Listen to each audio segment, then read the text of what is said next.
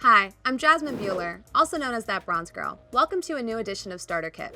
This time around, we'll be taking a look at the brand new 5th edition of Vampire the Masquerade. Today we're taking a deep dive into character creation. So, let's get one of our players in here and make a vampire. Jason, hello. Hi. Welcome. Thanks for taking us on this journey. Yeah, of course.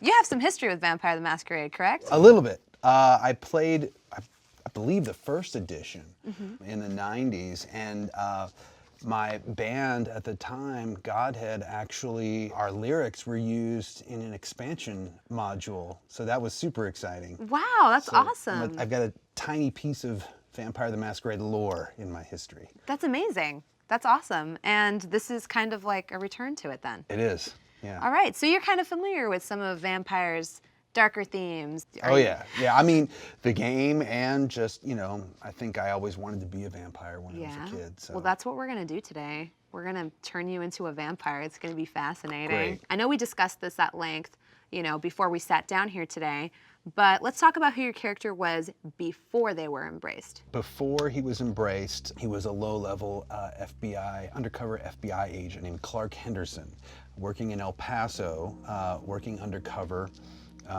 for a drug cartel. What he didn't know was that the head of the cartel was actually a vampire.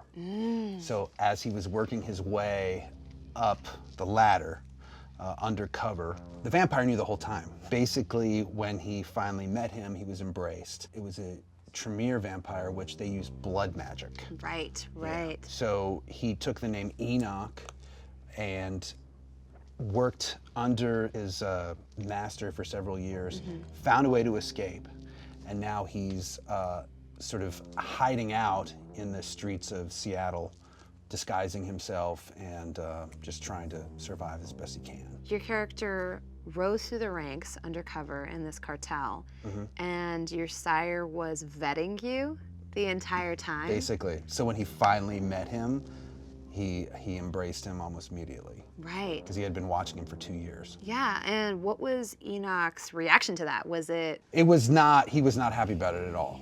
The interesting thing, though, was up until the moment he was embraced, his mind was always on the mission. So I think that he had a mixture of feelings of disbelief and also, I guess I need to go along with this. So I think right up until he was embraced, he didn't really believe it. Do you think he probably heard weird stories while undercover of things Sure, happening? absolutely. He heard things about blood magic and rituals, and he thought maybe it was just like a satanic cult or something.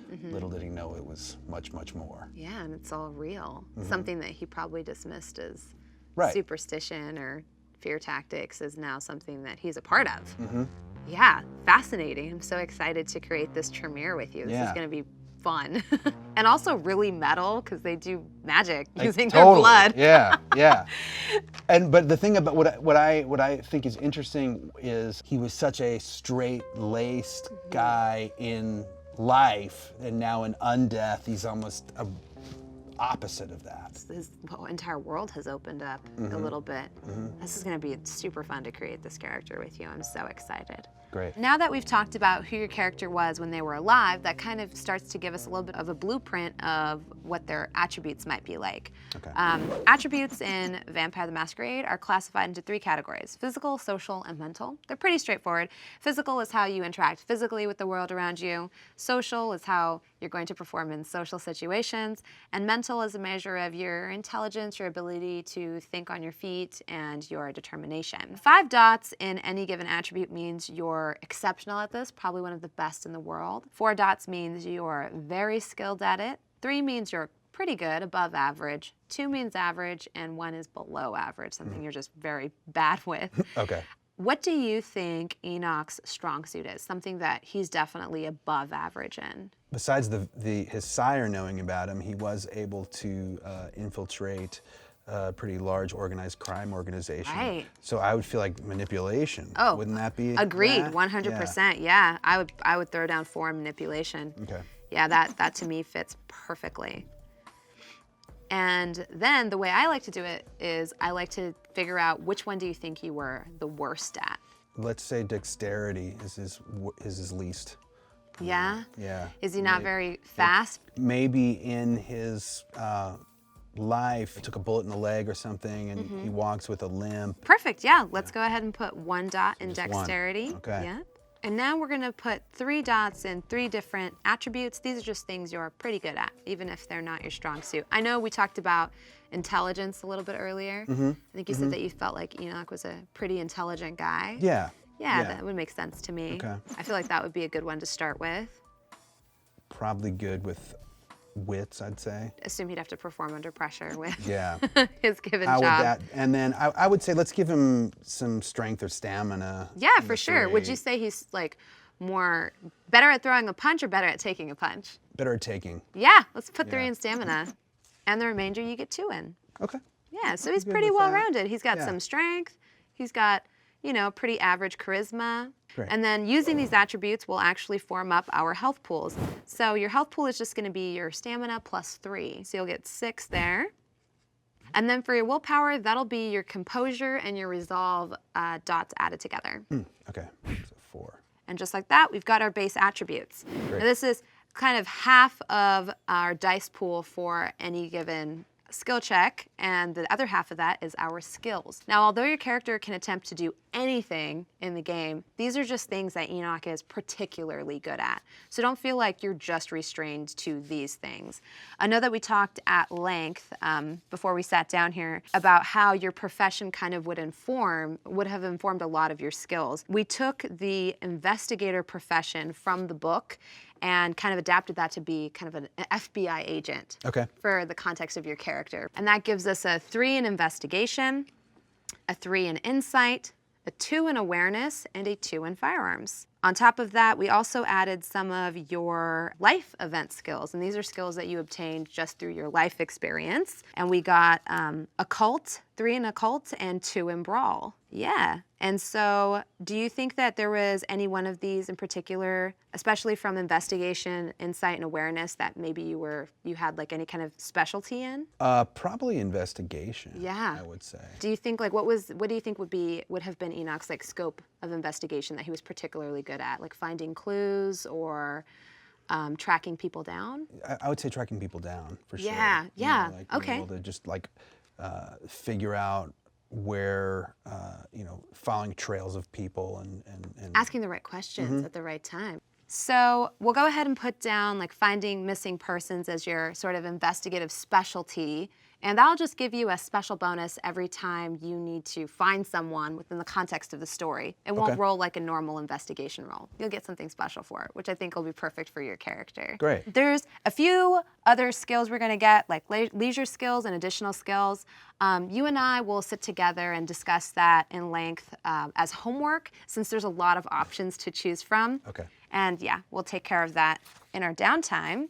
And that brings us to the second part of sort of the human side of your character creation before we step into the more vampiric side. So now we're gonna go ahead and fill out your touchstones and convictions. Let's go ahead and start with some of your core beliefs. You get 1 to 3 core beliefs, but because we're using the show don't tell model from the book, we've decided in this case to just go with 1, and then we'll kind of flush your character out a little bit more as we play through the story. What is one belief that you feel like your character would never waver on? This is like their core tenet that they've had even during their human life. And usually these start with always or never. Like, I always make sure that I keep myself safe. Or I never put myself in a situation where I could be hurt. Something like that. Always complete the mission. Always complete the mission. Yeah, no, that's awesome. So this is like something that was your core tenet as an FBI officer. And now that you've been embraced and you're part of the Camarilla, which is this big governing sort of organization that overlooks all of the kindred, do you think that like kind of fits in with them now? Oh yeah, like he would definitely be, one of their bloodhounds maybe? Yeah, for sure. Like you're the guy that they can task to track people down. This is awesome. Yeah, I would say that's a great one. And that brings us to our touchstones. Now, your touchstone is someone who is very important to you in your life. They're kind of your anchor to your humanity. And it's important to remember that it doesn't have to be someone positive. It could be a negative relationship that you had with this person. But even in your own death, when you think of them, you're reminded of your life before you were embraced. I think he has a daughter. Yeah, okay. And, you know, he is super conflicted because he, as far as she's concerned, he's dead, but he still cares about her and wants to make sure that she's okay. Do you think sometimes he keeps an eye on her from the shadows? Absolutely. Oh, Yeah. I really like this. Yeah, let's put it down. Does she have a name? Or we can come up with one. We'll come up with one. As homework. Yeah. I like it. It must be hard to watch her mourn. Yeah. Yeah. Wow. Wow. I really like this so far. This is amazing. Let's actually talk about your ambition a little bit. What would you say your ambition is? Like, what drives you? He really, you know, he got away from his sire, but I think ultimately, and he'll wait as long as he needs to do this, but I think ultimately he does want to destroy him. So revenge a little bit. Yeah. Is it, would you say it's more from has it become personal, or is it still that old, always complete the mission? Yeah, I ticking? mean, he spent 2 years infiltrating that whole organization, and he feels like he was never able to finish the job. Didn't finish the job. And that cuts him to the core. That's amazing. That's a perfect ambition. Yeah, I think that's perfect. And that's actually a perfect segue into our disciplines, because now you have the means to do this, to complete this task that may have been impossible as a mortal, to take down this blooded vampire, right? And your clan Tremere, which gives you access to some of the more unique disciplines in the Vampire the Masquerade book. Let's talk about those a little bit. So you get to choose 2 of 3. The 3 options are Auspex, Blood Sorcery, and Dominate. Auspex, I like to describe it as almost like the supernatural one. It gives you heightened senses, and you can see things that other people can't see, and you're just kind of hyper aware, if that makes sense. Then you have Blood Sorcery, which we talked. Gotta get that. Yeah, you draw on the magic in your blood to do amazing things. And the last one is Dominate, which is literally your ability to make other people bend to your will. I think he would choose Dominate and, of course, Blood Sorcery. Okay. You get 2 points in one and 1 point in the other. Is there one you prefer over the other? Sorcery. Blood Sorcery? All right. So now that we've put 2 of your points in Blood Sorcery and 1 in Dominate, you kind of get a couple of powers associated with each discipline when you choose them. Now, as a sort of forewarning, Blood Sorcery's powers don't seem that impressive, but we'll talk about rituals later on, and then they will be more impressive. But let's get to Dominate first. So with Dominate, you actually get to choose between one of 2 powers. You could have the ability to cloud someone's memory, or like basically force them to forget something, or compel them to do something. Oh, compel. Yeah, for sure. So with Blood Sorcery, you have a couple of different options. For your first point, you can take Corrosive Vitae, which allows you to kind of take on an acidic property for your blood, like you could corrode a lock with it or something.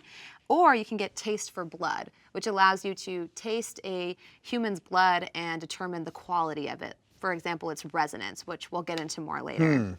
I like having corrosive blood, so. Yeah, no, I agree. Seems useful. Yeah, it would be very useful, and it's kind of just cool. So yeah, sure, let's go ahead and take Corrosive Vitae. And then for your second blood point, you can choose one of those level 1 abilities like Taste for Blood, or you can choose Extinguish Vitae. And basically this allows you to kind of sap the power of other kindred. You can kind of create a hunger within them, if that makes sense. So as you sort of take damage and do different actions within the game, you'll develop hunger. And then when you feed, you kind of reduce that hunger. If you were to use Extinguish Vitae on another kindred, you would increase their hunger rating. Okay. Yeah, I like that. So now that we've got your Blood Sorcery powers, you get 1 level 1 ritual, and they're kind of fun. They only take about 5 minutes to prepare, and they actually do some interesting things. So you can take Blood Walk, And basically, this allows your taste of blood ability to then give you more information about the target. Okay. You have clinging of the insect. This one's super fun. It basically allows you to like spider walk or insect crawl in a grotesque fashion on walls or ceilings. Then you have wake with evening's freshness. This is a ritual you can prepare, and then it's almost like if you're awakened for any emergency or life-threatening situation in the middle of the day, you'll awaken as though you were woken at night. So you won't be in sort of a weakened state. Okay. And then we have ward against ghouls. Basically, you can create a sort of barrier to protect yourself against the minions of other kindred that might be your nemesis. I think I will choose the spider climb. Oh yeah, for sure. Yeah, that one's super fun. Yeah, I'm just and that's gonna be called jumping clinging around. of the insect. And now that we've got our powers and our skills, this kind of gives us the abilities we need to feed, right? So now we Right. can talk about predator type. Now, it's important to note that even though your predator type is how Enoch prefers to feed, it's not the only way he can feed. He can get blood by any means he needs to survive. This is just what he likes to do, or what his go-to is. I know we talked about your character at length, and so some of the options made a little bit more sense than others. One of them was bagger. This is someone that acquires their blood from like blood banks or things like that. They don't necessarily like to acquire them directly from living, breathing people. The other one is a consensualist. Believe it or not, there's people out there that will give you their blood willingly. And the last one is Sandman, and this is someone that only feeds on people who are unconscious or sleeping. I feel like he wouldn't do that. I feel like he would either be a bagger or would want Consensualist. consent. Do you think he would want to be more detached from the feeding process, and maybe that's why he would be a bagger? Or do you think he would want, it's more important for him, for the person to be willing? The more detached, the better. Right, Yeah. right, yeah. Let's go ahead and go with bagger then. Okay, great. Yeah, so we'll actually mark that down here. And with your predator type, we get some advantages and skills and flaws, but there's a lot of options there. So you and I will sit down and discuss the plethora of options you have kind of as homework. Okay. And with that, we've got your character. Nice. Yeah, next time when we sit down, you'll be introducing Enoch to the rest of your coterie, and you'll create the coterie together, and you'll get to meet their characters as well. Can't wait. I'm so excited to see your spider walking FBI officer clinging to ceilings. With a limp. Right, I know. I don't even know what that looks like. Yeah, That's absolutely. we're gonna figure it out. Yeah, it's gonna be fantastic. I'm looking forward to seeing your character in action. I hope you're excited to play him. Very much so. Hey, Laser. Nice to see Thank you for joining me. I am excited to become a vampire. Yeah, are you excited to create your character? I am. I've never played this game before. But you have played RPGs before. Yes, I mostly have played D&D and a little bit of like Fiasco. This is not your grandmother's D&D game. Okay, great. Vampire the She loved Masquerade D&D. Yeah. is awesome. And it's also a little bit dark. And we'll be delving into some of those dark themes today, especially because I feel like some of what we talked about with your character before we came together here is a little bit on the darker side. Yeah, they're a dark person. In the Vampire the Masquerade book, there's two different methods to create a character. One is the episode 0 method, where everyone sits down together and you play out a full session to create your characters. Now, in the interest of time and for the purposes of this video, we're doing the show don't tell method, which is a method in which we'll kind of put together your character and then we will introduce them to the rest of the coterie. You know, we'll kind of start to really nail down who this character is as a person through the story. As the story unfolds, we'll learn more and more about them. We decided that the entire coterie would be 13th generation vampires with a humanity of 7, so you're all fairly young. But before we get into any of that, let's actually dial it back a bit. Who is your character? Okay, so I was thinking about if I was going to play a vampire, they're probably going to do bad stuff, so they don't have to be somebody I like necessarily. This person is a little bit of a jerk. So their name is Zelen. They're non-binary like me, so they use they, them pronouns. Okay. And they wanted to be like a filmmaker and never quite made it, so they became a barista at this sort of large e-retailer in Seattle and got really bitter at like all the other people around them who made lots of money. And that's what they were like before they were a vampire. And then, do you want to hear how they became a vampire? 'Cause Yes, I got very exactly. excited coming The up with this story. embrace, the moment of the embrace. Yes. How did that happen for Zelen? So Zelen was working late one night, closed up the shop, went outside and there was a very hungry, very powerful vampire out there. But Zelen was able to bargain to not be just killed, but to be changed, because they have all of this like scoop on everybody at this big e-retailer because they're the barista. So everybody kind of gossips Yeah, that around. morning over, Yeah. you know, it's morning and you check in with each other when you get your cup of coffee. They feel like Absolutely. they know you. There's that sense of familiarity. Absolutely. And so Okay. the person who embraced them is actually like a board member of this big company, because I imagine vampires have a lot of power and a lot of money, and Oh, they're they kind of do. everywhere. And so they decided to use Zelen for their information, and Zelen's also like a real suck up and like power hungry. Awesome. And I guess that's like the perfect sort of transition into what kind of vampire is. Because your Yes. sire was a Ventru, And the Clan that of Kings. exactly. Tell me what that means.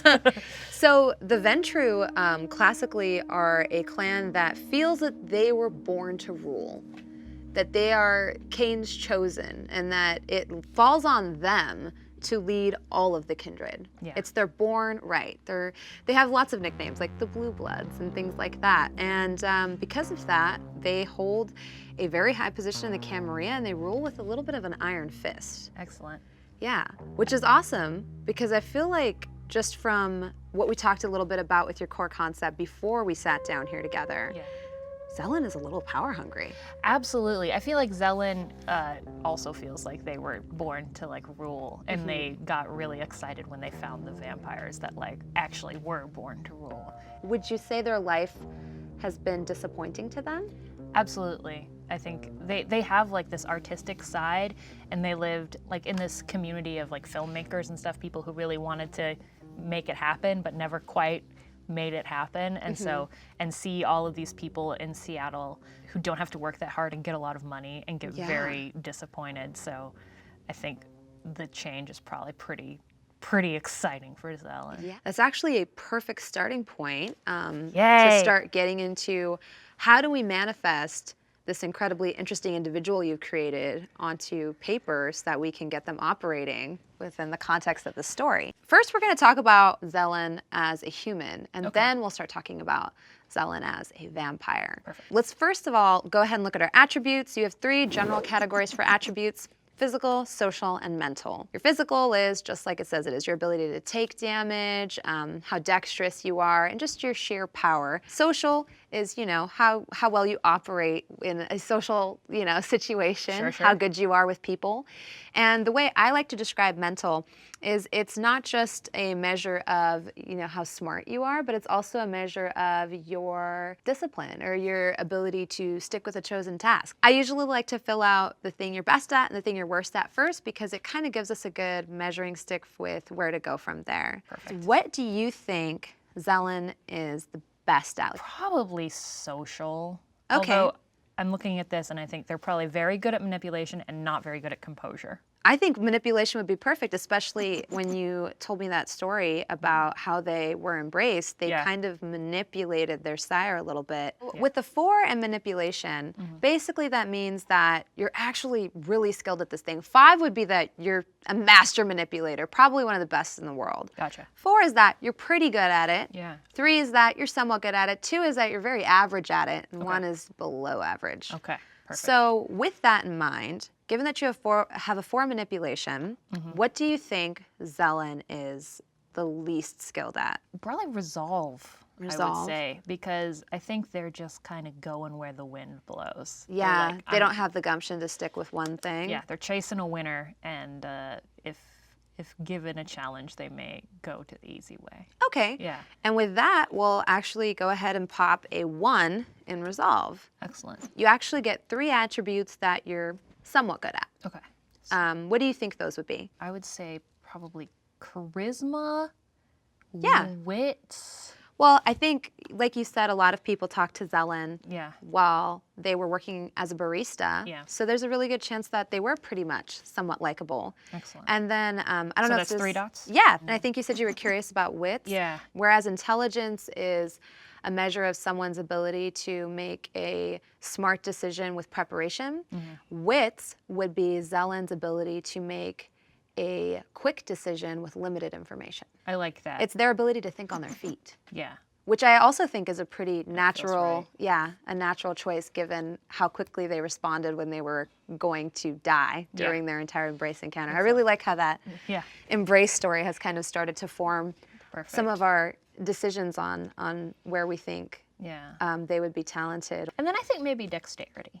Yeah, and dexterity, once again, is a measure of your agility, so that would be a perfect choice. Now, that leaves us with strength, stamina, composure, and intelligence, and since those are the ones that are left over, we kind of just put a 2 in them. Perfect. Yeah. So you're not really below average in strength or in stamina or in composure, just not as good at them. Yeah. Perfect. Not as fabulous. Yeah, and this actually goes ahead and also lets us know what Zellen's health and willpower is going to be like. Oh, great. For health, you just take your stamina, how many dots you have in stamina, and you add 3 to it. You can just kind of mark it as a measure so we know that you have 5 health. Great. And for your willpower, you take your composure and your resolve. Not great. Not the most exceptional. 3. They have some issues sometimes sticking with a given topic. They're not without their merits. I'm actually really interested in seeing how this character is going to play out, because when your coterie, that's the name for your group that you'll be running with, runs into any social situations or sticky situations, your character is going to be the one who's going to be expected to talk your way out of it instead of punch your way out of it. Excellent. Yeah. And then when it comes to punching, I will be hiding and being petulant.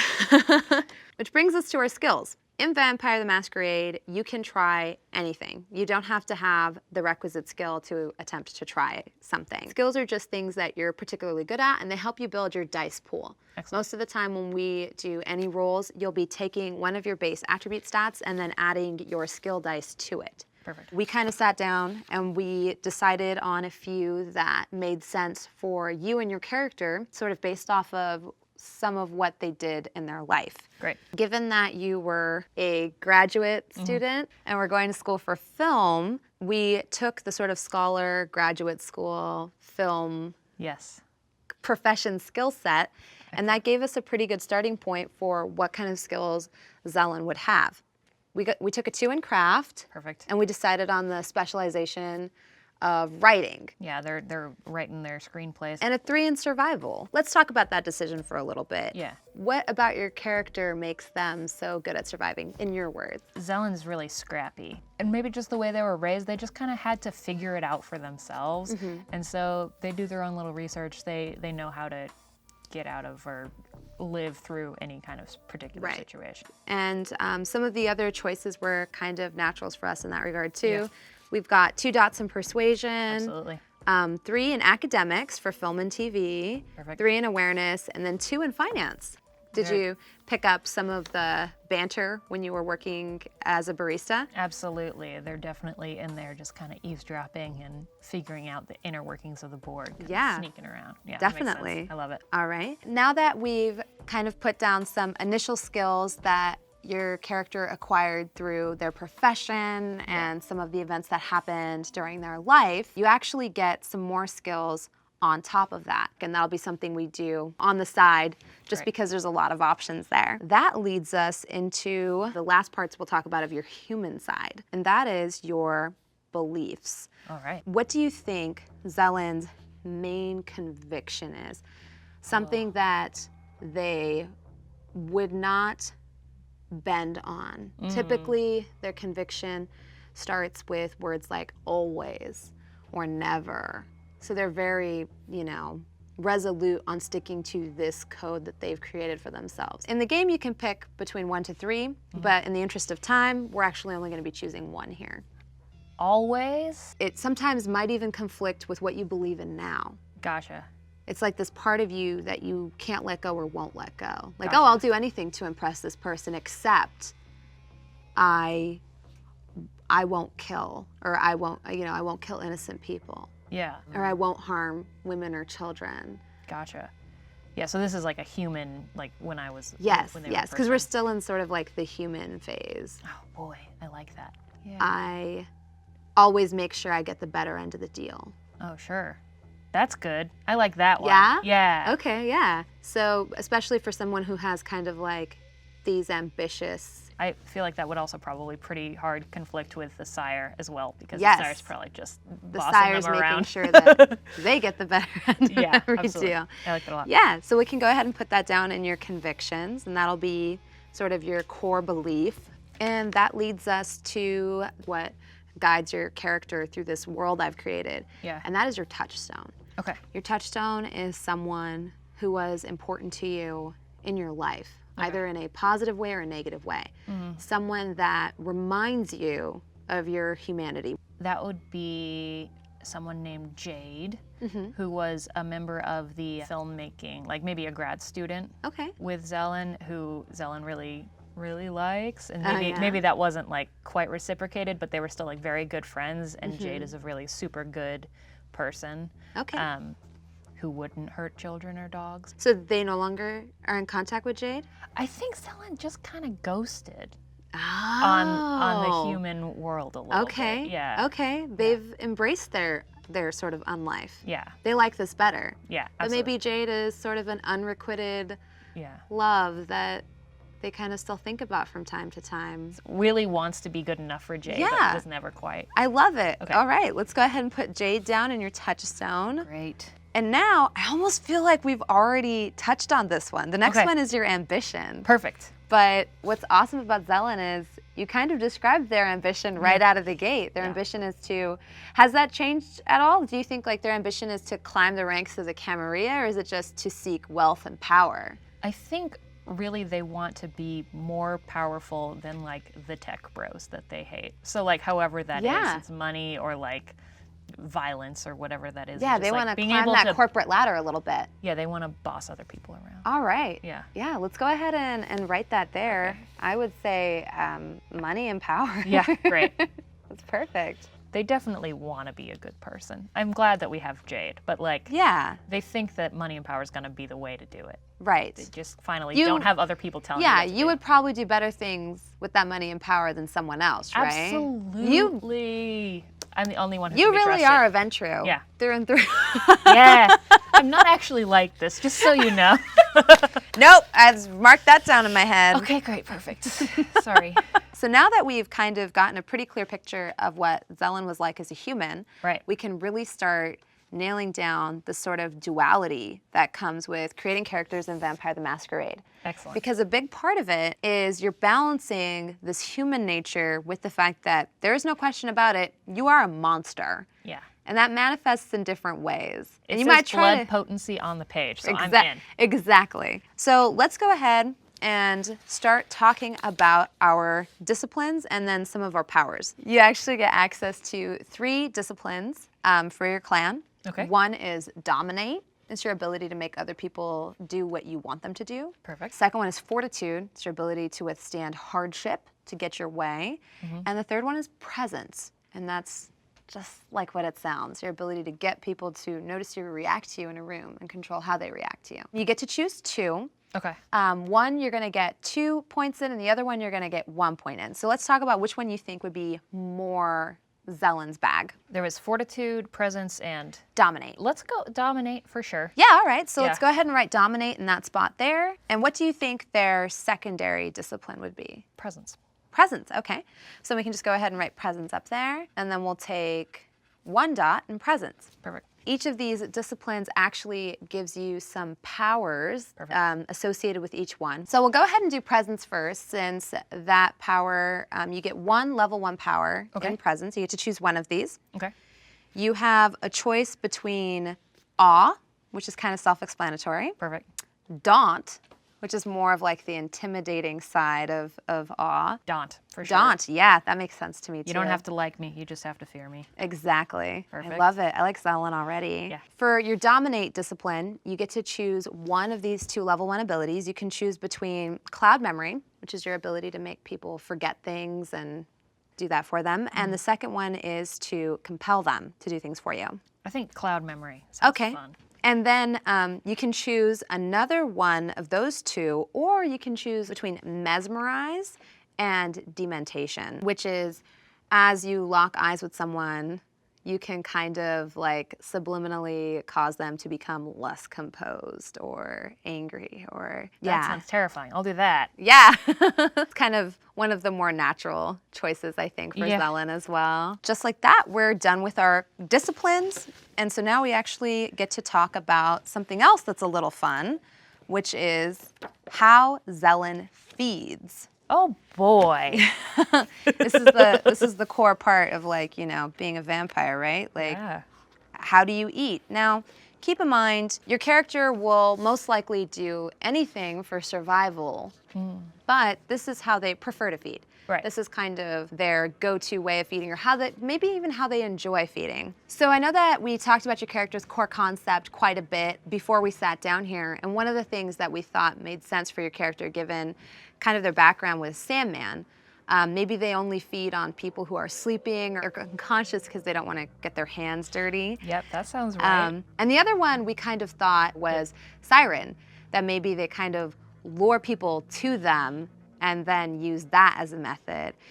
Now that we've sat down and talked about it even more, Yeah. which one do you think is the one that is more Sandman Zelen's is so type? cowardly, but Well, I Siren, remember when we were discussing yeah. it, we were kind of thinking that maybe they wouldn't want to get their hands dirty. yeah, that feels. Yeah, I want to go with that. If You that's want to go with that? Yeah, I Of wanna go course, with Sandman. everything. Yeah. There's no wrong choice. Yeah. Yeah. Okay, so perfect. So here, under Predator, we'll go ahead and write down Sandman.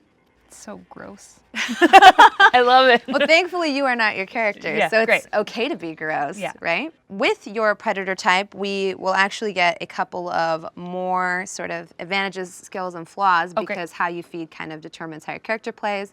However, in the interest of time, you know, you and I will be sitting down and doing that Great. kind of on our own, along with some of the other things we discussed. Perfect. And just like that, we went from a story of how someone was embraced to a character that we can now play. I have a whole form. This is great. Yeah, you can make people demented. Dement people. It's a Nice. verb now. I can drink blood of people who are sleeping. Thank goodness.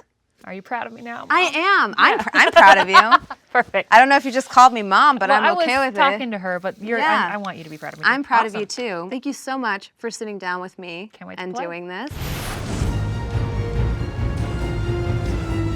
Hey, Todd. Hi. All right.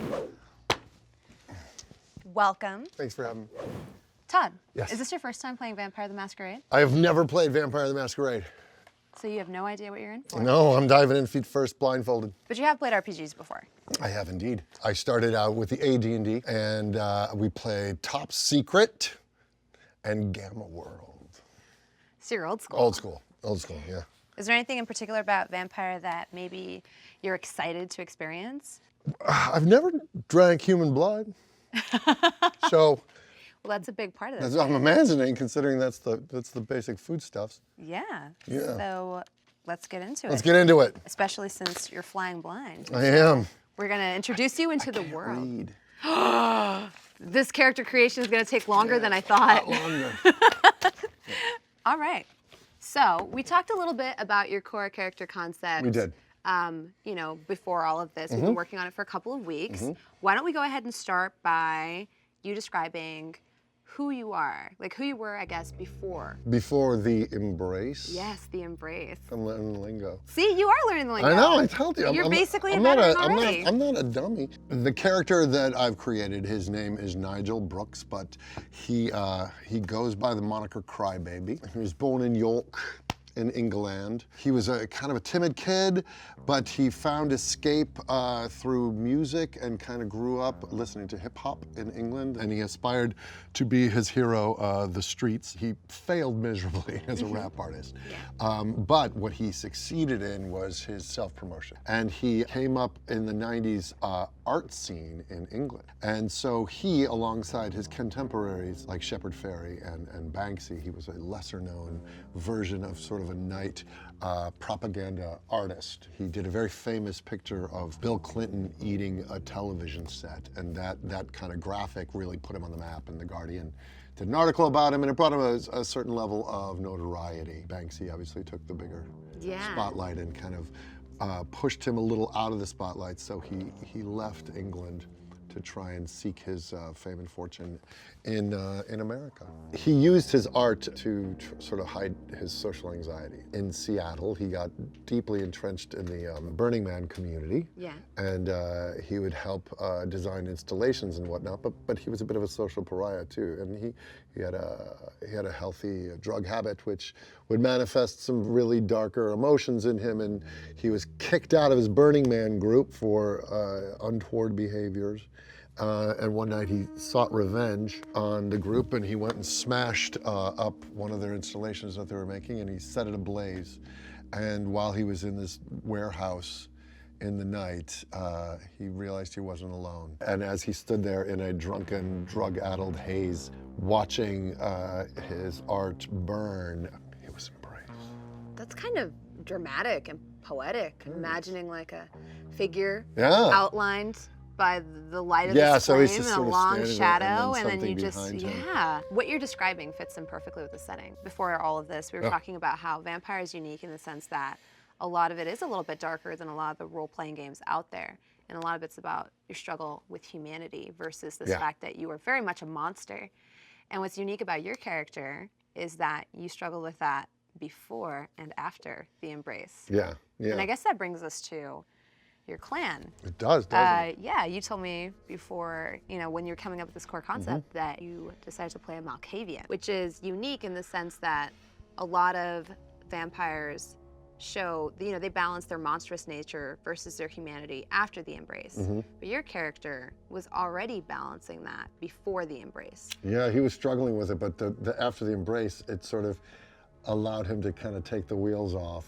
Malkavians will always outwardly manifest a mental derangement. What is crybaby? He has serious social issues, so he does not work well with groups. So I think he's very territorial, and he's very, he marks things. He literally marks things. Fascinating.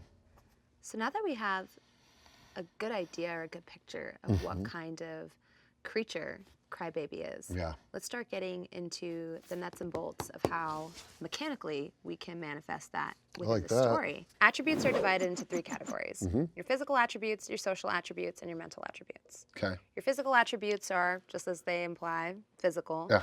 Your social, just how you're going to interact with the world and the people in it, or the monsters in it. And then, of course, your mental attributes is almost a measure of your mental fortitude in some ways. You get to choose one attribute that you will get 4 dots in, and that's going to be the thing that you think Crybaby is the best at. Cool. So amongst all 3 of these categories? Yes. I will choose dexterity. Would that be because Crybaby is kind of used to doing Running this and guerrilla gunning. style? Yeah, running and gunning. So he understands how to use shadow as his friend. Usually Next. how I do this next, it's my own personal sort of quirk, is I like to choose my worst attribute next and then massage and everything else in the middle. So this is one attribute that you're only going to get 1 dot in. What do you think Crybaby's worst attribute would be? Composure. I would say, I'd rather be composure or charisma. Is it ability to, but composure. That you were describing his sort of explosive nature. He's a bit of a hothead, Yeah, for sure. And then you get to choose 3 attributes that you get 3 dots in. Well, Those he's no things you're dummy. fairly average at, And wits is more, in this game, wits is more of a measure of how quickly you think on your feet. Okay. Yeah, so intelligence would be somebody that is good at preparing for something or researching for something, and wits is your ability to act on limited information quickly. And then I will do strength. And then the remaining 4 attributes, you get 2 dots in. So, So they just sort of solve themselves. Your health and your willpower. Your health is going to be a combination of your stamina plus 3. So you have 2 in stamina, and then you're going to get plus 3 as just a base modifier, so you get 5 health. And then your willpower is going to be, this is going to be a little bit rough for Crybaby, it's going to be your composure and your resolve. Because I don't have... You don't have a lot of composure. I'm not. He doesn't hold back. That's it, so 3. So now that we've gotten your base attributes down, we're going to start to get into how your character sort of operates and interacts with the world. Okay. White Wolf outlines 2 methods of doing this in the book. One is in episode 0, where we would sit down with all of the players and kind of build our characters together. Okay. For the starter kit, we're doing a show but don't tell method, which means? is we're kind of going to put down the basis of your character, and then we'll reveal details about them to the rest of the coterie as in the gameplay. Yeah, as the game progresses, Cool, cool, cool, exactly. cool. Your character can try anything. These are your skills. Yeah. These skills do kind of help you add dice to certain roles when you try things. Okay. And it just is an indicator of what your character is probably pretty good at. Now, in this case, given your previous profession, we kind of together went over some of the ones that would have made sense for you as an artist. Putting 3 in craft was kind of just an obvious choice. Well, duh. Yeah, and because craft is one of the skills that gets a specialization, you'll actually have a special advantage anytime you have a skill check related to art in particular. That also gave you a little bit of proficiency in insight, academics, and awareness. See?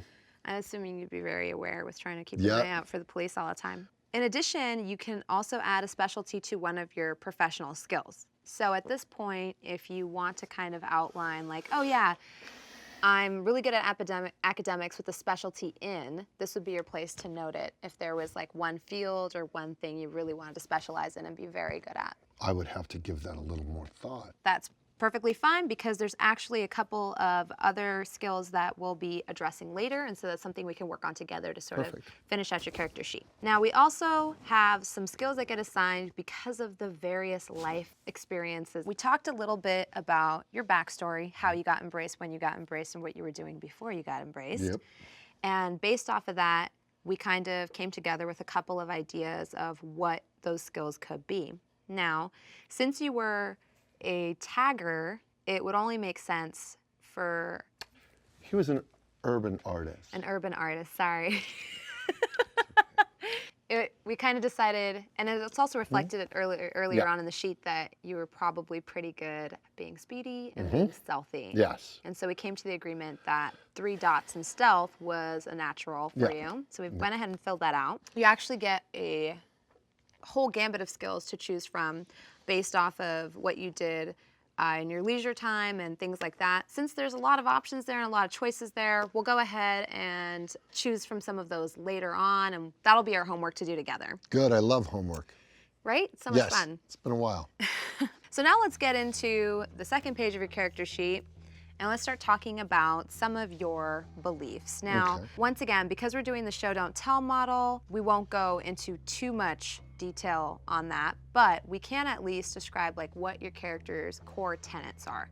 Usually these are sentences like, my character would never, or I always, and things that sort of drive your character's choices or how they interact with this world. So what is your character's main conviction? Main conviction, never trust anyone. All right. What did you mean by that?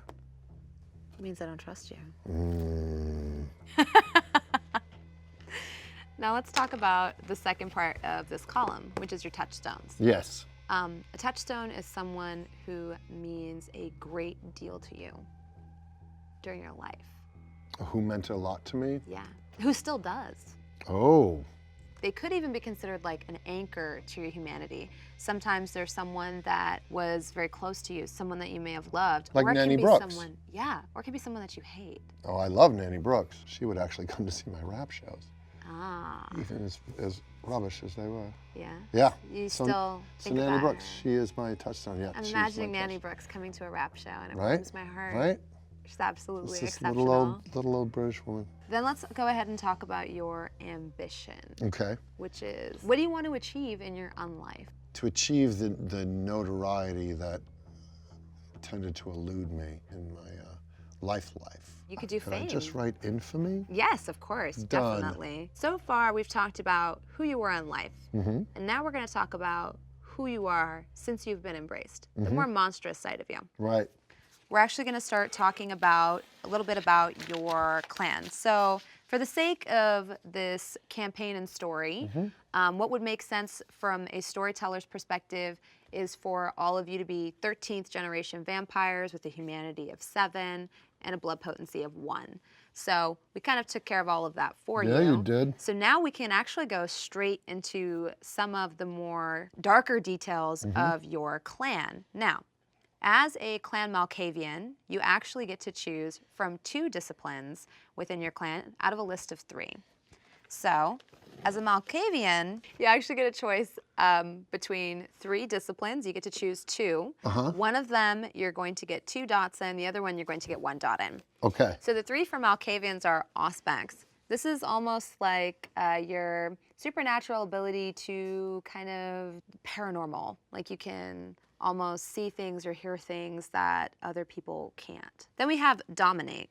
Dominate is a discipline that really just measures your ability to tell someone to do something for you. Okay. There's something uncanny about you. If you told somebody to bare their neck so you could take a bite, they would do it. They would just do it They would just do it. without a blink. And lastly, we have Obfuscate. Now, this one is your ability to make yourself unseen. Like that one. Yeah. Yeah. And this manifests in a lot of different ways. Maybe you're just really good at melding into the shadows. Maybe you're really good at blending into a crowd. Or turn into fog. Or turn into fog. So you get to choose 2 of these. One you'll have 2 dots in, the other one you'll have 1 dot in. You seemed pretty drawn to Obfuscate. I'm gonna right out of the obfuscate. gate. And I get how many dots in that one? 2 dots. 1, 2. And now you get to choose one other one that might just appeal to you. Auspex. Yeah. Yeah. You have like a little bit of a Heightened sense. heightened sense. Yeah. Okay, for sure.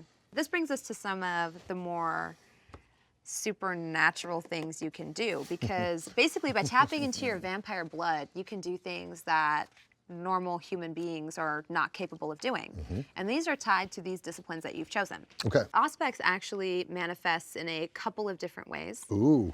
Like we said, at level 1, you could take heightened senses. Sure. That was one that you kind of talked about, like just having that Yep. supernatural ability to Yep. hear and see things other people can't. You can also sense the unseen, which is kind of your ability to see things that you're already looking like I'm you're liking sold that on one. this. Yeah? I want to sense the unseen. Yeah, these are things that you couldn't see with your naked eye. Oh. Yeah. So do I write that under Auspex? Is that the one you want to get? Yeah. Yes, yes. So go ahead and write Sense the Unseen. So now we get to choose a couple of different powers for Obfuscate. Because you have 2 dots in this, you'll actually have a couple powers for it too. When it comes to your clan, this is a discipline that you've sort of gotten better at using, or My that has clan jam. manifested. Yeah, it's manifested more in your blood. It's my jam. Everybody's embrace is a little bit different. So you have Cloak of Shadows. Yeah. Basically, when you stand completely still, you can blend, literally meld into the shadows. And the other one is Silence of Death. And It's basically, pretty self-explanatory. right, it basically muffles all of the sounds that you make. Pretty great at stalking people. Don't do that. Stalking people is bad. Or Okay. do. This system allows for that. I'm gonna go with Silence of Death. And then for your second dot, you Yes. actually get to choose one power, either from level 1 or from level 2. Now, level 2, you could get Unseen Passage. This is almost a souped up version of Cloak of Shadows, because now you can move and still kind of I'm fade into taking the that dark. one. All right. Unseen Passage. That actually kind of gives us a pretty good picture of how our Malkavian operates. They're Cool. very quiet. They're Yeah. very sneaky. Yep. So from there, we can actually start talking about our predator type. Okay. And that is how your vampire hunts, Ooh. how they find their prey, Yep. how they eat. I know that for your character, we briefly discussed the concept of an alley cat. Yeah. Somebody that's a little bit more combative and maybe skulks in dark places waiting for, Leaps out. waiting for the passerby to come through. We also have the Osiris, which we kind of briefly discussed. The Osiris is a kind of a famous person. And you use this sort of cult of personality that you've created to garner a following for yourself or some fangirls. Like a and you- Lestat. Yes, Yeah. and you feed from amongst them. The last one we discussed was a scene queen, which is that you kind of rely on your notoriety or the way you fit in with a certain subculture and use that to find your prey and then feed upon them. So even though you can hunt in any way you need to, especially for survival, blood is blood and you need it, this is just how you prefer to feed on any given night. What do you think Crybaby's daily life is more like? Do you think he's more a background participant in the subculture that people know of, or do Yeah. you think he's the center with No. a flock He's around more him? background, like that. Like it's infamy. It's like because I don't think anybody really knew his face. They just knew his work. Yeah. Yeah. Okay, yeah, So I actually, think it's much more of a now scene that you for him. point that out, it's more, he wants infamy for his work, Right. not for himself. No. Yeah. Okay, Yeah. well he doesn't then, wanna, yeah. perfect. So we can go ahead and go with Scene queen. Scene Queen. And because this is your predator type, you actually get a sort of kit of advantages and skills and flaws that kind of tie in Cool. with how you hunt and how you feed. We'll do some of our homework together. We'll sit down on the side and fill out some of the remaining advantages and flaws and things like that. And then we'll come together with the other party members and create our coterie. And you'll be able to introduce Crybaby to them and also meet their characters in return. It should be fantastic. Thank you so much. Thank you. This was absolutely wonderful. I think so. Yeah. They're all good adjectives. I can't wait to see Crybaby in action. Oh, it'll be something for the books. Exactly. Markeia, hi! Jasmine. Are you excited to create your character today? Yes, absolutely. Oh, I want to bring this person to life. Yes, because we talked about it a bunch, and now we finally get to sit down and actually put it together. Yes. Because all we have is an idea. This is your first time with Vampire the Masquerade, correct? Yes, it is. Absolutely. I'm not familiar with this particular RPG. But it's not your first time with role-playing. No. It's kind of a lifelong endeavor to just collect all of the role-playing games and play them all. Like lately, I've been doing a lot of 10 Candles, which So you're no stranger to kind of a little bit of darker storytelling then? I'm very attracted to it. Well, then I think we chose the right system for you. All right, Okay. so we kind of started at least talking about your character conceptually. Yes. So let's kind of go over that one more time. Okay. Who is your character in life? She's Rosket Benton Brasillas. And in life, well, she was part of a very influential family, rebelled against having to live in that lifestyle, and chose to be a street thief. So then she ran wild and rampant, taking care of her street family until the day that she was hunted herself and embraced. And how was she embraced? She was hunted down because she would target the rich, and then okay. the rich and the elite, and then it only took a matter of time before she attracted the attention from the wrong crowd. Right. And then instead of being killed, she was embraced, and then has not been able to really find the one that embraced her, but she wants revenge. So she isn't really enjoying the unlife so much. Actually, she is. She's definitely a wild child when it comes to being a vampire and being a person of the night, but it wasn't her choice, and that kind of sticks with her, which is Right. also why she hasn't embraced anybody else. Right. Another one of the themes that's very important in vampire is consent.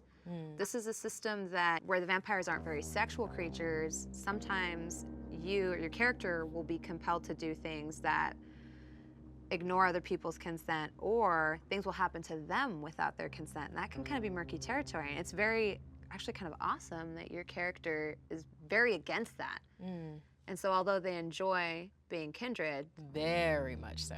probably because it gives them some tools to kind of have this punk justice that she's been dispensing. Yeah, that and she. But she has a bone to pick with the fact that it wasn't a choice. Yeah, and that was not cool at all.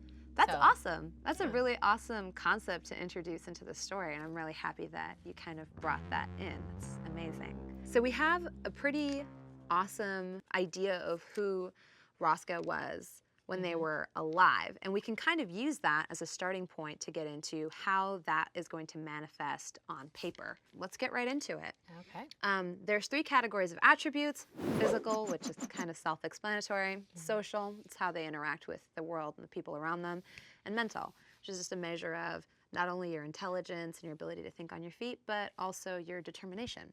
The way this works is if you have 5 dots in something, it means you're probably one of the best in the world at it. If you have 4 dots in something, you're very good at it.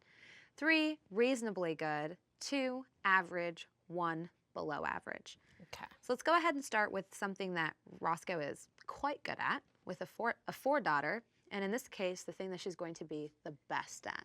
She's super charismatic. Okay. So, yeah. Yeah.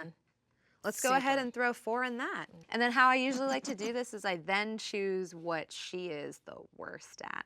This is going to be something that you're below average in. Well, she is Is she prone composure. to anger? Yeah. Yeah. She's She would be bad at that. she doesn't keep it together. Okay.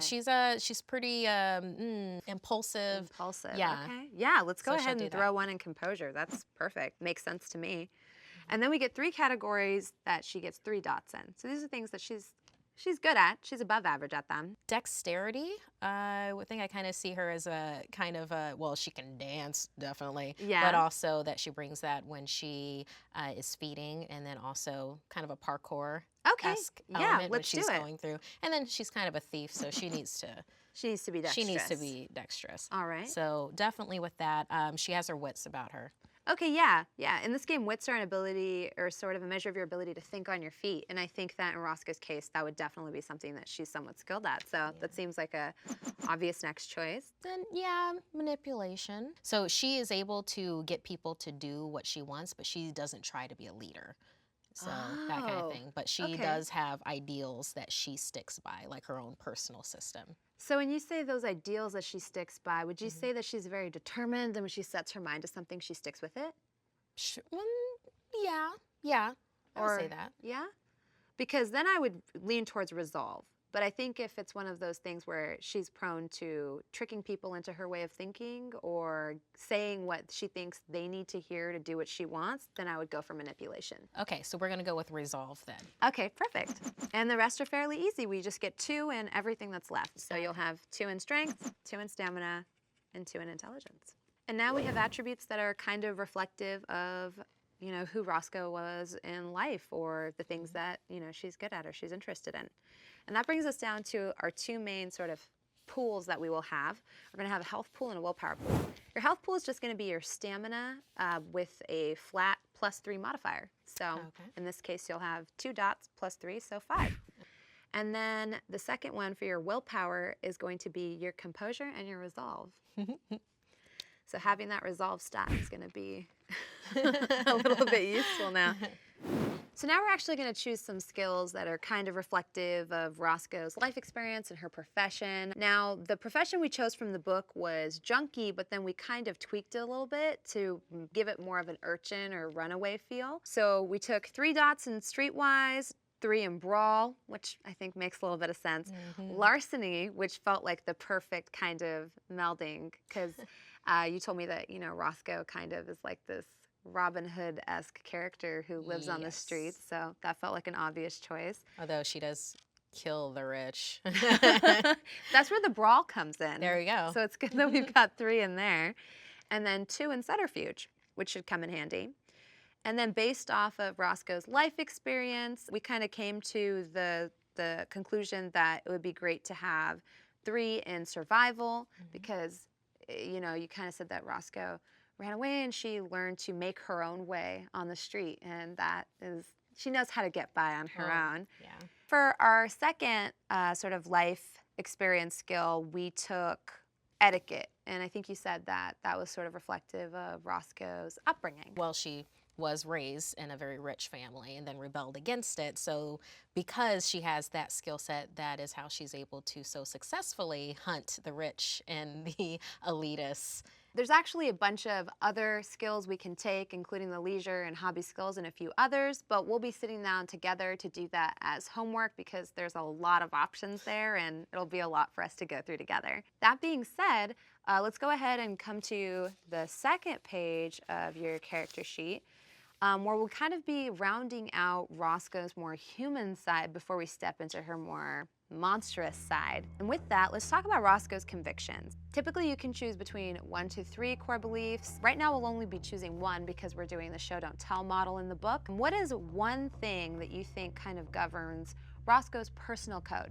Usually, your conviction will start with something like I always or I never. You know, like something like I never would kill an innocent. Or I think in your case, you said something about consent. Yeah, I never take from those that can't afford for me to take from them. Okay, yeah, I like that. Let's do that. Yeah. Go ahead and write that down in that box there. And that brings us into the second part of the column, which is touchstones. Now, Roscoe's touchstone is going to be someone who was incredibly pivotal to her in her life. It doesn't have to be a positive influence. It doesn't have to always be somebody that you love. It could be somebody even that you loathe, but somebody that had a lasting impact, so much so that maybe Roscoe ties a piece of her humanity to this person. Okay, I feel like Roscoe might have been put in a position where she took on somebody else's debt. Okay. Kind of a thing, and I believe that would be somebody on the street younger than herself that she ended up saving Okay. in that way. Let's go ahead and think of a name for her. Vaughn. Vaughn. Perfect. I like it. So we'll go ahead and write down Vaughn, and Vaughn will be Roscoe's touchstone. Now that we have that, let's talk about Roscoe's ambition. What does Roscoe want more than anything else? What drives her action? Anarchy. She wants system? to, smash the system. Yeah, that sounds perfect to me. All right, let's go ahead and write that down right there. So we've created this smash the system, take from the rich, give to the poor kind of character that almost perfectly transitions us into the next part of character creation, which is our disciplines, which is tied to your clan, which I kind of wanted to talk about a little bit. So your clan Bruja, Yes. and they are all about the anarchy. That's a little bit interesting because that's probably why your sire chose you, because of your anarchic nature. Yeah, I could see that being that way, most definitely, because with Roscoe, running around just terrassing through the streets, but also protecting her own, and then in her own way smashing the system by taking down the rich and elitists and feeding off of them, then I could definitely see someone seeing that and being like, well, no, I'm not going to kill this one. There's something special. bigger for this one. And I think you told me quite a bit earlier about how Roscoe wasn't always part of the Camarilla. Yeah. Let's talk about that a little bit. Well, with Roscoe, when she came from very rich roots and then did not agree with everything that was going on with what her family was doing, and decided to strike out on her own. And they were like, well, if you strike out on your own, then you're going to go into the streets and you will not survive. She's like, yes, I will. That and more. So she was like, hey, screw y'all, and then ran off into the streets. But during that time, she bonded very strongly with Vaughn, this street urchin that then made some poor decisions and then took on a debt bigger than herself. So Roscoe stepped in and took on Vaughn's debt, which then made her in debt too, and working for the Camarilla.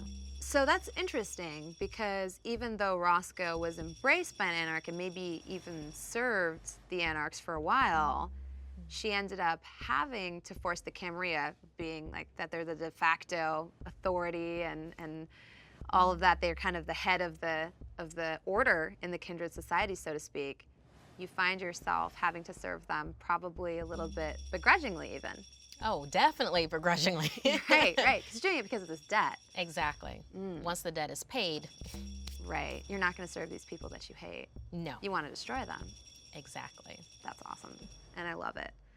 So, given that now we've kind of touched on some of the traits of Clan Bruja, let's talk about some of the disciplines, which are kind of some of the perks that come with being a Bruja. Every time you're embraced into a clan, you get certain traits associated with that clan. And in your case, because you're Bruja, you now get access to celerity, potence, and presence. You get to choose 2 of these. One of them you'll get 2 dots in, one of them you'll get 1 dot in. So I would prioritize first choosing the one that you think your character would be very good at. Celerity will be a measure of kind of how dexterous you are, how nimble you are. Potence is kind of your raw power, and presence is the ability to make other people in the room sort of react to you. Okay, well, definitely celerity, because I could see Roscoe being very in love with how much, how quicker she's quicker, she's faster, she has the technology, we Yeah. can rebuild, Yeah, that kind exactly. of thing. So definitely celerity Okay, for the 2. for the 2. Awesome. Did you want to take potence or presence for her second one? Well, since as a human, she just had 2 in strength before. Well, the bright side is you're not beholden to the 2 strength that you had when you were a human. These are the powers that you've been imbued with now that you've been embraced into the kindred. Oh, well, I want her to be surprisingly strong. Okay, well, in that case, I would say let's take potence for your second discipline. Yeah, She now has the strengths she didn't have in her normal life. exactly. That's awesome. For potence, you get access to a couple of different powers. You can choose between lethal body, which is exactly Oh. how awesome it sounds, and soaring leap. Okay, so lethal body, is that like she exudes poison from her pores? Is that No, like, it's mostly her ability to just inflict damage. oh, haha, yes. I'll Yes. take that. Perfect. All right. So that was easy. Yeah, So you lethal now have the body. vampiric power, lethal body. And with celerity, you can choose one of Cat's Grace or rapid reflexes. Cat's Grace kind of gives you that nimbleness we were talking about before. You always land on your feet. And then rapid reflexes is just your ability to rapidly respond when something happens. It'll give you that extra quickness in battle. I like the rapid reflexes. I thought I was going to do Cat's Grace, but no. Okay, We're going to do rapid reflexes. perfect. And because you have 2 points in this discipline, you actually can choose Cat's Grace if you want, or you can choose a level 2 power, which in your case would be fleetness. And that just means she's like super quick. Yes. I like super quick. All right, let's do that. Awesome. I like her. I like her too. Yeah. So now that we've established that Roscoe is very fast and also packs a bit of a punch, we can start talking about how it is that Roscoe hunts. So this brings us to predator types. Now it's important to note that even if you choose one particular predator type, that doesn't then preclude you to only using that type to hunt. You can you can feed in other ways, but this is how Roscoe prefers to find her prey. Now, when we talked in depth earlier, you mentioned that Roscoe likes to kind of infiltrate fancy clubs Yes. and mingle with the rich and the wealthy. Exactly. She knows that environment extremely well. She's really good at getting into places, Yeah. selecting her prey, feeding, making it hurt, or killing them, and then getting out. So that makes it kind of a really natural choice for us to choose Scene Queen. A Scene Queen is someone that identifies or is really embedded in a kind of subculture. But I know we also kind of talked about Alley Cat, given that she is very fast, kind of cat-like. You could easily see her skulking in an alley and then pouncing on some poor unaware passerby. Which one do you think kind of resonates with you a little bit more? I believe Scene Queen does, because Roscoe, she goes after a particular type. And if she just jumps from an alleyway, she might end up with the wrong type of person. Yeah.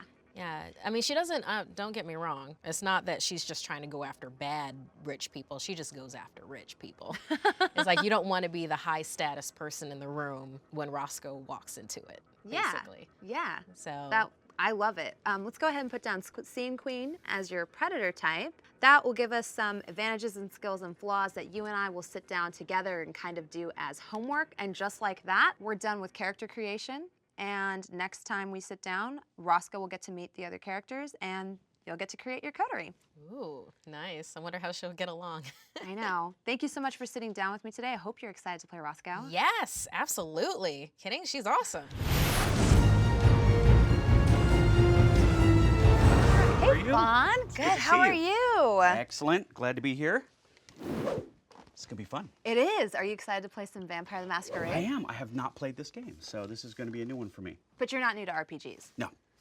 Which systems are you used to playing? Well, I've played Star Wars and Dungeons and Dragons, of course. Okay. That was like my go-to when I was younger. So. All right. Yeah. Well, now we're going to be kind of exploring the dark side. That's what I Force. hear. I can't wait. Yeah, so I'm super excited to introduce you to the world of Vampire the Masquerade.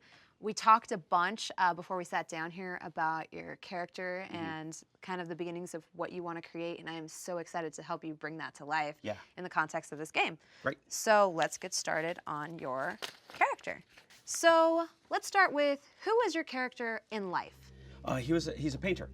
A painter? Yes, an artist in Seattle. Oh, okay. Yeah. And what kind of painting did he do? He did portraitures and murals. Murals. Okay, so kind of an upscale. Yeah, he has very, very high-end clients. Very high-end clients. So Yeah. he was commissioned to do He would very be, specialized work. Exactly, for the wealthy elite in Seattle. Ah, but was Yeah. he wealthy himself? No, not at all.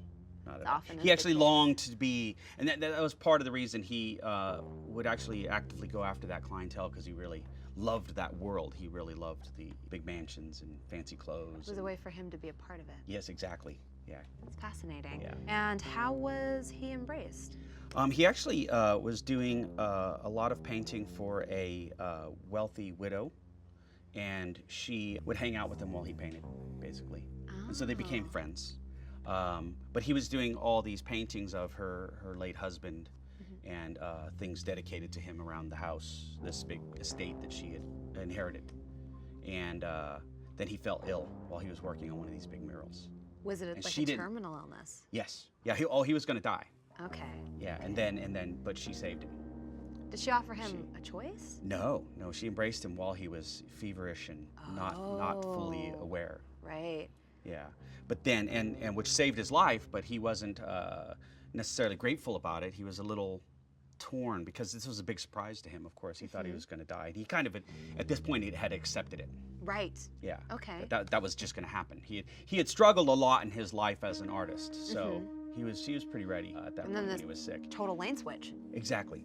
The relationship with the woman became challenging for him, because it was almost like he was an indentured servant at this point. He really relied on her to guide him in terms of, feeding and how to survive as a vampire. Right. And he still had to do these paintings for her. Oh, so in return for her teaching him Mhm. how to survive in this world, Yes. she was exacting payment Yes. in some ways Mhm. by forcing him to paint for her. Yeah. So it's kind of like he gets what he wants, but it's kind of a double-edged sword. That's fascinating. Yeah, it's very Yeah. fun. And your character's name is? Alfonso. Alfonso. Mhm. And is that what drew you to House Toreador? Like the concept of? I actually had obsessed with chosen beauty? something else, and then Toreador made more sense as I explored my character as an artist. Ah, I see. Yeah. Fascinating. Yeah. Well, now let's go ahead and start exploring this character a little bit more mechanically. Sure. Now that we've talked about kind of who your character was in life, Mhm. this will naturally kind of lead us through what kind of attributes they would possess. Okay. There's 3 categories of attributes: physical, social, and mental. They're fairly straightforward. Physical is just how your character physically interacts with the world. Social is how they interact in social situations, and mental is a measure of their intelligence as well as their determination. 5 dots in any given attribute means you're probably one of the best in the world at that given attribute. 4 means that you're very skilled at it. 3 means pretty good, above average. 2 means average, and 1 is below average. What would you say is the trait that Alfonso would be the most skilled in? I think his resolve. His resolve. Yeah. That determination. Because he's just really driven. He has a difficult life, and he's chosen a difficult path. Yeah. So I imagine that his resolve would be above average. I for would sure. agree. I like that. Yeah, All right, let's yeah. put 4 in resolve. Okay. And then the way I usually like to do this is then we do the thing that you're worst at. What do you think Oh. Alfonso would be below average in? Like this is just Um, his weak suit, round and round. Probably manipulation, I would say. Yeah, he's very straightforward, Yeah. very Yeah, honest. I think so. All right, let's do it. I like it. And then you get 3 traits that you're above average in. We can start thinking about the physicality. Mhm. When you envision what Alfonso was like in life, would you say he was more strong or a little bit more agile? I think agile. Agile? Yeah, All He right. does ceiling paint.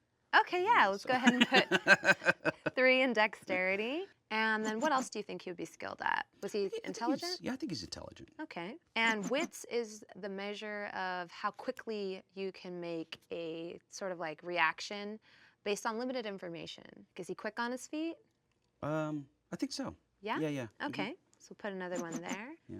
And then that leaves us with a 2 in charisma, composure, stamina, and strength. Does that sound about right? Yes. Okay, perfect. And just like that, we've got all of our attributes down. And that's actually going to go in to determine what our health and willpower pools are going to look like. Oh, okay. So your health pool is just going to be your stamina plus a flat modifier of 3. Okay. Yeah, so in this case, because we have 2 dots in stamina, you'll have 5 health.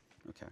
And then your willpower is going to be your composure and your resolve. And because you have such a high resolve stat, that's actually going to really help you here. So you're actually going to get 6 in your willpower. Oh, great. And that brings us to our skills. Skills kind of help us build our dice pools when we attempt to do different things. Now, you can do anything in the game. You're not restricted to just what your skills are. I know that we talked at length about how your profession would have really sort of informed the kind of skills you got. Yes. And we took some very special ones in your case because you are an artist. We took the artist profession from the book, and that gave you an awareness of 3, an insight of 3, 2 in academics, and 2 in occult. We used the specialist trait in the book to give you 1 skill at 4, which is your craft, with a specialization in painting. Yes. That makes sense. Yeah, so just right there, we've got a pretty awesome skill set for you that is very reflective of this backstory you described to me that kind of is actually very interesting. There's a few other skills we're going to be choosing regarding like your leisure, what you used to do in your free time. There's a lot of choices for that, so that'll be something that you and I sit down and do kind of as homework. Okay. But right now we'll go ahead and move on to kind of like rounding out that more humane side before we step into the more monstrous nature of your character. Let's actually start talking about your beliefs and convictions. Okay. In the book, you can have between 1 to 3 sort of core beliefs. And for the purposes of this, we're going to have 1 because we're doing the show don't tell model from the book. Okay. What is 1 sort of core tenet that defines your character? Usually these start with like, I always, or I never. Like I'd never kill children. Or I always, you know, make sure I secure the bag. Is it that specific? Ideally, yes. Okay. Something that, you know, we can easily tell that you've stuck to this core tenet or not. Right. Boy, that's a tough one because he's so conflicted. I know you just said it, but I feel like he wouldn't kill children. That would definitely be 1. Do you think that he would kill innocents in general? I don't think so. Yeah? Yeah. I think he's very, because he wasn't embraced in this life. Like, this wasn't something that you think came naturally to him. Not at all. Right, so this is like a belief that he had in his life that he's carried over into his unlife. Yeah. And to you is that he would never kill someone who's innocent? Yeah, I think so. Okay, yeah, great, I like it. Let's go ahead and put that down. And that brings us to the second part of this column, which is your touchstone. Think of this as a person that, even in your unlife, connects you with your human self. This is someone that was incredibly important to you, and in some ways still is. It doesn't always have to be a positive relationship, it can be a negative one. But this touchstone reminds you of your human nature and of your old life. Wow. So let's say there was a painter that he had apprenticed with. Okay. Yeah. So your mentor is someone that was incredibly important to you and still is. Yes. Yeah. And in what ways are they important to your character? Do they inspire him, or? I think that it's his connection to, I guess, his origins in the sense that before he desired all these material things. So his devotion to the art over Yes. the money. Correct. Yeah, I think so. And connection to his youth. His own innocence, I would say, I see. is a connection that he has with his mentor. So if he were to come face to face with this mentor, do you think in some ways he would feel ashamed now that he's Yes. chasing the paycheck? I do, I think so. I think he would be embarrassed. Ah. I don't think he would want to share with his mentor what he's become. Wow, that's kind of sad, but also fascinating. I know. Yeah. I say this with a smile. Yeah, I know. I love it. But no, that's what I imagine. Yeah, and that actually feeds perfectly into the next portion of character creation, which is your ambition. Okay. Yeah. Yeah. 'Cause the That's wealth. a good segue. Yeah, we kind of. It is wealth. Yeah. I think it's more than, it's not wealth in terms of money so much as lifestyle. And he wants to live in that world and be a part of that world, not because of necessarily its material side, but so much more for its comforts than its material possession. I guess if that makes sense. No, it does. It 100% does. Yeah. He doesn't want wealth for the sake of wanting wealth. He wants comfort. Yes. Yeah, and security. Yeah. Because he's struggled. He's struggled very much. I think that's a perfect ambition. I think we could totally write down security, financial security. And now that we've discussed your ambition, we can kind of talk about how your more monstrous nature or the powers you've acquired now can help you get there. Yes. Being Clan Toreador, you get access to 3 unique disciplines, and you get to choose 2 of them. You get a choice between Auspex, Celerity, and Presence. Okay. Auspex is almost like your supernatural ability to sense things or be able to see things that aren't there or hear things that other people can't hear. Okay. Celerity is just your agility, how graceful you are, how fast you are, how nimble you are. And your presence is just your ability to make other people react to you just by being in the room. I think the presence actually. Yeah? I can agree with that. Yeah. Because he's very social. I mean, that's why he likes that world so Yeah, much. exactly. He's fascinated with all the travels that these people have experienced. And, Yeah. So let's go ahead and put down presence as your Okay. first discipline. Okay. And since that was your first choice, I think we can go ahead and put 2 blood points in that one. Okay. Since that'll be the one you probably want more powers in.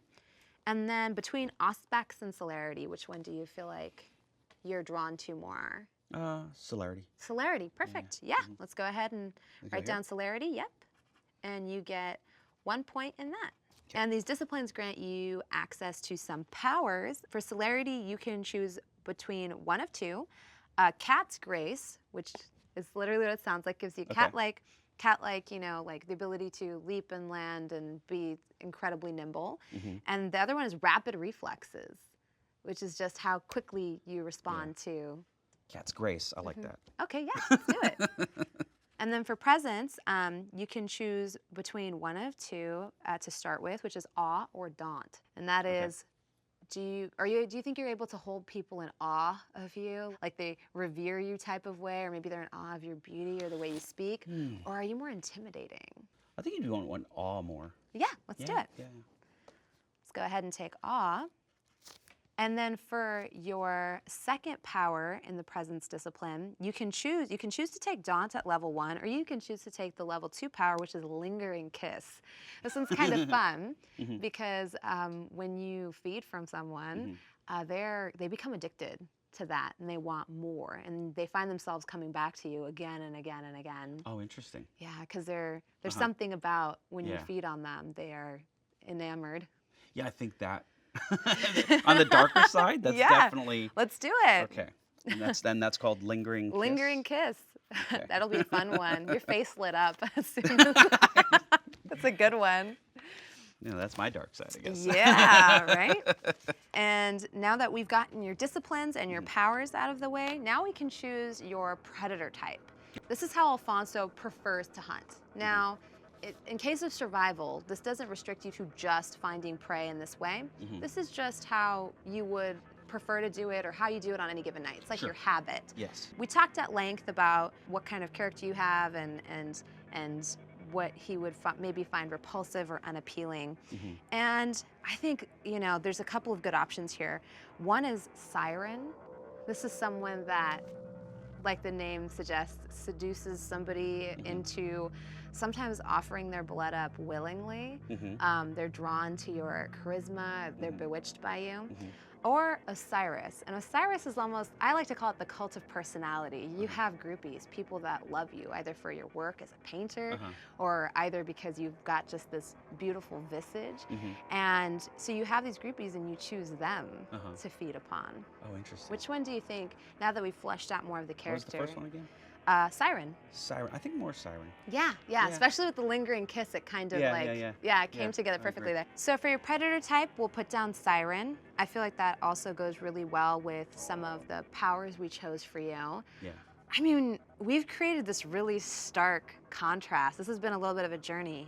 Yeah. Well, I think that his introduction into this world, there's a certain aspect of it that he gets a high off of, because he's always longed for something more, and now he has it. Yeah. People are inexplicably drawn to him. Yeah. Part of his appeal, I feel like it's part of the appeal of that elite kind of wealthy society, is he wants to be loved by them as well. Right. You know, and he's always been the servant to them, and now this is, the tables have turned in a way. Except his sire. Yeah.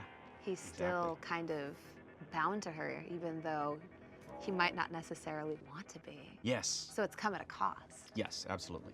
But I think that, you could definitely see he's looking for a way out of that as well, I think. That kind of embodies the perfect sort of struggle that, Vampire is all about, the struggle of humanity versus this monstrousness inside you.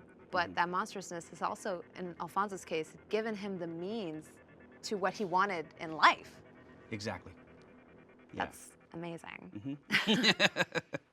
Well, with your predator type, we actually get access to some cool advantages, skills, and flaws. There's a lot of options there. So you and I will sit down together, and that'll be kind of homework for us to tackle, and we'll be doing that. Okay. And just like that, you're done. That's it. Yeah. Okay. We Excellent. went from this idea to honestly, a very tormented and amazing character. This is a lot of fun.